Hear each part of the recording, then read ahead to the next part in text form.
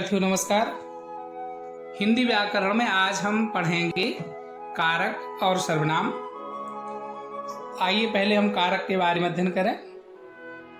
संज्ञा या सर्वनाम के जिस रूप से उसका संबंध वाक्य की क्रिया से जाना जाए उसे कारक कहते हैं। कारक को प्रकट करने के लिए जिन चिन्हों का प्रयोग किया जाता है उसे कारक की विभक्तियां या परसर्ग कहते हैं। पर का अर्थ है बाद। कारक चिन्ह संज्ञा या सर्वनाम के बाद लगते हैं। जैसे मनोज ने सेव खाया, पेड़ से पत्ते गिर रहे हैं, शिक्षक छात्रों को पढ़ा रहे हैं, पिताजी बच्चों के लिए फल लाए, तोता डाल पर बैठा है। दिए गए वाक्यों में आए, ने, को, से, के लिए तथा परसर्ग संज्ञा तथा क्रिया के संबंध को प्रकट कर रहे हैं। यदि हम वाक्यों से इन कारक चिन्हों को हटाकर पढ़ें तो हमें वाक्य में प्रयुक्त संज्ञा तथा क्रिया शब्दों को आपस में संबंध समझने में नहीं आएगा और वाक्यों का अर्थ स्पष्ट नहीं होगा। अतः वाक्यों का अर्थ समझने के लिए इन कारक चिन्हों का प्रयोग आवश्यक है। कारक के भेद। कारक के निम्नलिखित 8 भेद हैं। हिंदी में इनके अर्थ स्मरण करने के लिए इस पद की रचना की गई है। कर्ता ने अरुकर्म को करण रीति से जान, संप्रदान को के लिए अपादान से मान, काके की संबंध है अधिकरणाधिक में मान, रे हो संबोधन मित्र धरहूं यह ध्यान। कारक चिन्ह लक्षण। कर्ता ने कर्म क्रिया करने वाला, कर्म को जिस पर क्रिया पढ़े, करण से के द्वारा क्रिया का साधन है, संप्रदान को के लिए जिसके लिए क्रिया की जा रही है, अपादान से पृथक अलग होने का भाव, संबंध काके की रारेरी सासेसी जहाँ संज्ञा का अन्य पदों से संबंध हो, अधिकरण में पर क्रिया का आधार, संबोधन हे अरे जिसका संबोधन हो।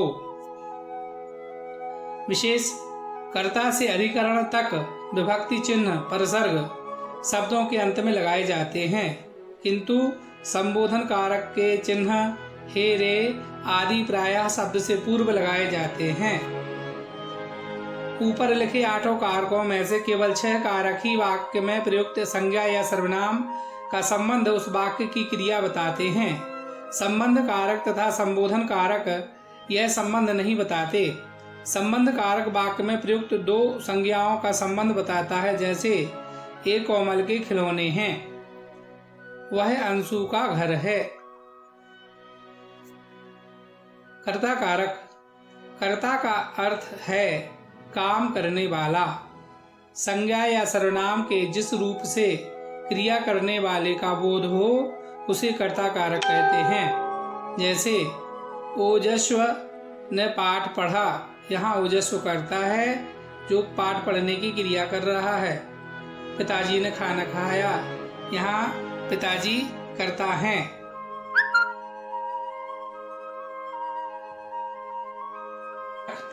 संज्ञा या सर्वनाम द्वारा दी गई क्रिया का फल या प्रभाव जिस पर पड़ता है उसे कर्म कारक कहते हैं। जैसे माँ ने बालक को सुलाया, यहाँ माँ करता है और बालक कर्म है जो को विभक्ति से संबंध स्थापित करता है क्रिया के साथ। अध्यापक ने छात्रों को पढ़ाया, अध्यापक कर्म कर्ता और छात्र कर्म।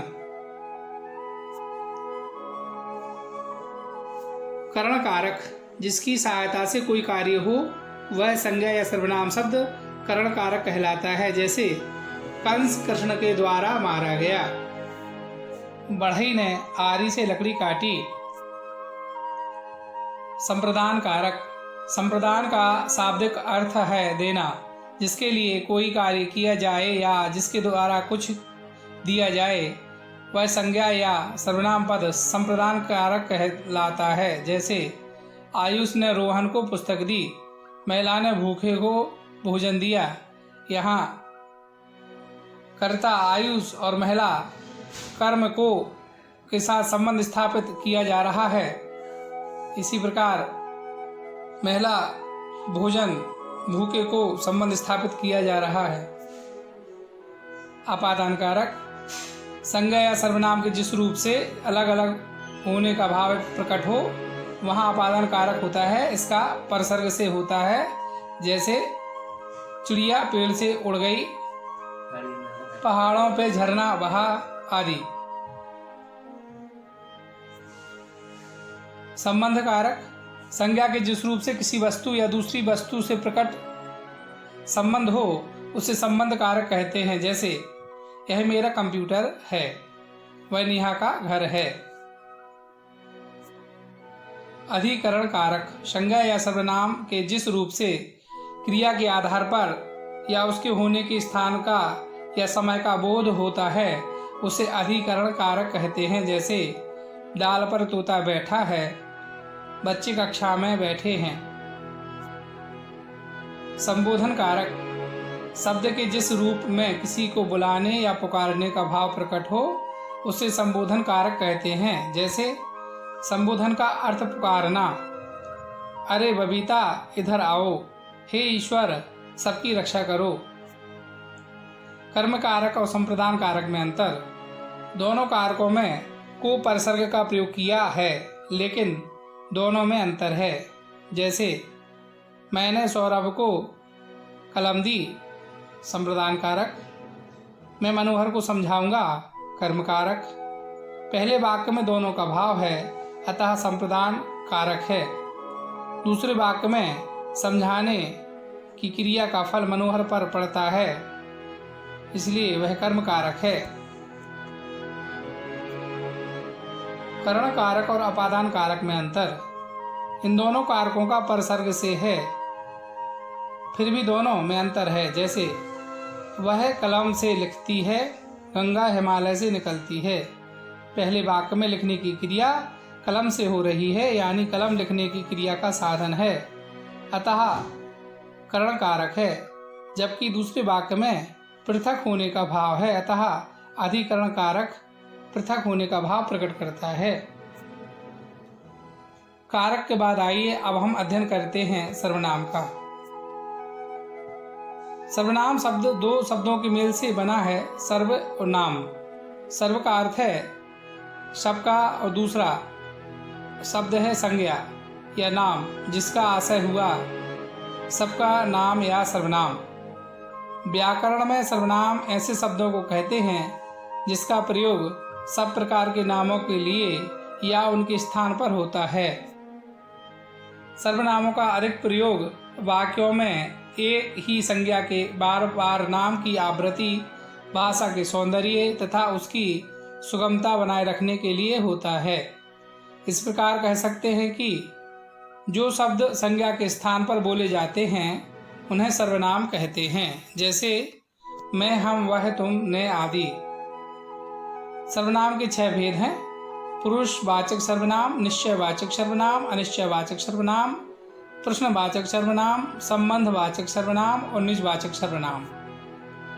पुरुषवाचक सर्वनाम जिस सर्वनाम शब्द का प्रयोग बोलने वाला अपने लिए, सुनने वाले अर्थात जिससे बातें कर रहा है उसके लिए तथा उस व्यक्ति के लिए जिसके बारे में वह बात कर रहे हैं प्रयुक्त करता है, वे सभी पुरुषवाचक सर्वनाम कहलाते हैं। जैसे मैं, मेरा, मुझे, हम, हमारा, हमें, तुम, तेरा, तुझे, तुम, तुम्हारा, तुम्हें, वह, वे, उन्हें, यह, ये, इन्हें आदि।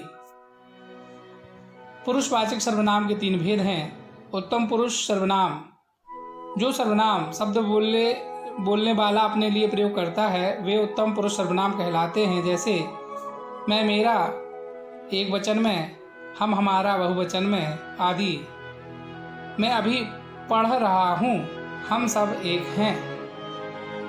पुरुषवाचक सर्वनाम कारक के अनुसार कर्ता एक वचन मुझे, बहुवचन हमें, कर्म मुझको, हमको, करण मुझसे के द्वारा या हमसे, हमारे द्वारा। संप्रदान में मेरे लिए, हमारे लिए। अपादान में मुझसे, हमसे संबंध में मेरा, मेरी, मेरे या हमारा, हमारी, हमारे। अधिकरण में मुझ में, मुझ पर, हम में, हम पर। संबोधन अरे मेरा, अरे मेरी, अरे हमारा, अरे हमारी आदि। मध्यम पुरुष सर्वनाम बोलने वाले के द्वारा सुनने वाले के लिए जिस सर्वनाम का प्रयोग किया जाता है उसे मध्यम पुरुष सर्वनाम कहते हैं। जैसे तुम, तू, आप। तुम अपना पाठ पढ़ो, आप यहाँ बैठिए। पुरुषवाचक सर्वनाम तू, तुम या आप मध्यम पुरुष के आधार पर कारक एक वचन बहुवचन में तुम, तुम सब, तुमको, तुम सबको, तुमसे या तुम्हारे द्वारा, तुम सबके द्वारा। तुम्हारे लिए संप्रदान में तुम सबके लिए, आपादान में तुमसे, तुम सबसे। संबंध में एक वचन तेरे, तेरी, तेरे लिए, सबका, सबके, सबके लिए। अधिकरण में तुम्हें, तुम पर, तुम सब में। संबोधन में अरे आप सब। अन्य पुरुष जो सर्वनाम शब्द बोलने वाला या लिखने वाला किसी अन्य के लिए प्रयोग करता है उन्हें अन्य पुरुषवाचक सर्वनाम कहते हैं। जैसे वह, वे, उसे आदि। उदाहरण वह यहीं आ रहा है, उन्हें बताने की आवश्यकता है। पुरुषवाचक सर्वनाम कारक के आधार पर एक वचन बहुवचन में उसने एक वचन, उन्होंने बहुवचन। कर्म पर उसको एक वचन, उनको बहुवचन। करण से उसे, उसके द्वारा या उन्हें, उनके द्वारा। संप्रदान में एक वचन उसके लिए, बहुवचन उनके लिए। संप्रदान में एक वचन उससे, बहुवचन उनसे। संबंध में उसका, उसके, बहुवचन में उनके, उनकी। अधिकरण में उसे, उस पर, बहुवचन में उनमें, उन पर। संबोधन में अरे वह, अरे वे। निश्चयवाचक सर्वनाम जो सर्वनाम शब्द पास या दूर की स्थिति निश्चित वस्तु की ओर संकेत करें वे निश्चयवाचक सर्वनाम कहलाते हैं। जैसे दूर के लिए वह का प्रयोग होता है जबकि पास के लिए यह का प्रयोग होता है। उदाहरण यह मेरी कार है, वह तुम्हारी साइकिल है। अनिश्चयवाचक सर्वनाम जिस सर्वनाम शब्द से किसी निश्चित वस्तु या व्यक्ति का बोध ना हो वह अनिश्चयवाचक सर्वनाम कहलाता है। जैसे कुछ, कोई आदि। उदाहरण दूध में कुछ पड़ा है, पर क्या है यह अभी निश्चय नहीं है। बाहर कोई बुला रहा है, कौन है यह भी निश्चय नहीं है। अतः ये दोनों अनिश्चयवाचक सर्वनाम के उदाहरण हैं। संबंधवाचक सर्वनाम जो सर्वनाम शब्द दो भिन्न भिन्न बातों में संबंध जोड़ने का काम करते हैं उन्हें संबंधवाचक सर्वनाम कहते हैं। जो, जिसकी, जैसे आदि। उदाहरण जैसा करोगे वैसा भरोगे, जो सोता है वो खोता है। इन वाक्यों में जैसा तथा जो सर्वनाम वाक्य में दो सर्वनामों के बीच संबंध प्रकट कर रहे हैं अतः ये संबंधवाचक सर्वनाम हैं।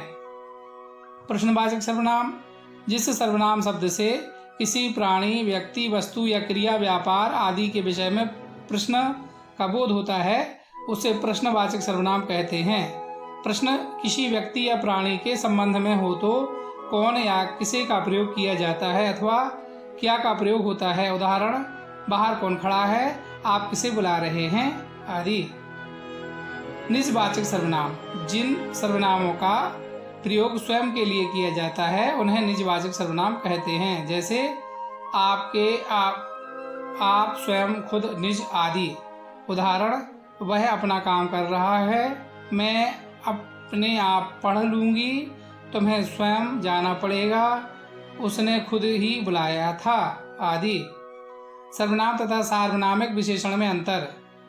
यह, वह, कोई, कुछ, कौन, क्या, कौन सी आदि ऐसे शब्द हैं जिसका प्रयोग सर्वनाम तथा सार्वनामिक विशेषण दोनों ही रूपों में किया जाता है।